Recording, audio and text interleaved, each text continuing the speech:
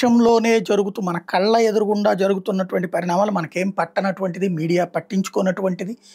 హిందూ ఆడపిల్లల్ని పటాయించి చివరికి మత మార్పిడి చేసి ఐఎస్ఐఎస్ లాంటి తీవ్రవాద సంస్థలకు కూడా చేరుస్తున్నటువంటి వ్యవహారాలకు సంబంధించి 'కేరళ ఫైల్స్' లాంటి సినిమా తీస్తే దాని మీదన వచ్చినటువంటి బెదిరింపులు, హెచ్చరికల మధ్యన కూడా వివేక్ అగ్నిహోత్రి సాధించాడు. అయితే అందులో కొంత డబ్బులు కూడా సంపాదించగలిగాడు. ఆ డబ్బులతో అదేమి అతను విలాసాలకు ఖర్చు పెట్టుకోలేదు.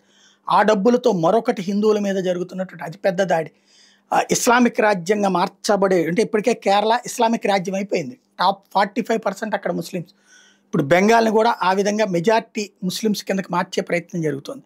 దానికి అక్కడ మమతా బెనర్జీ తన రాజకీయ అవసరాల కోసం పెంచి పోషించి ప్రోత్సహిస్తుంది. అక్కడున్న హిందువుల ఊచకోత జరుగుతుంది. ఈ నేపథ్యంలో తీసిన బెంగాల్ ఫైల్స్ దాన్ని అన్ని రకాలుగా ఆపేసేటప్పటికి ఈ డబ్బంతా దానికి ఖర్చు పెట్టారు. అది కాస్త చేతిలో డబ్బులు లేకుండా పోయింది. ఆర్థిక ఇబ్బందుల్లో పడేటటువంటి పరిస్థితి వచ్చింది. అది ఇప్పుడు వివేక్ అగ్నిహోత్రి చెప్తే కానీ తెలియలేదు బయట ఎవరికైనా సరే.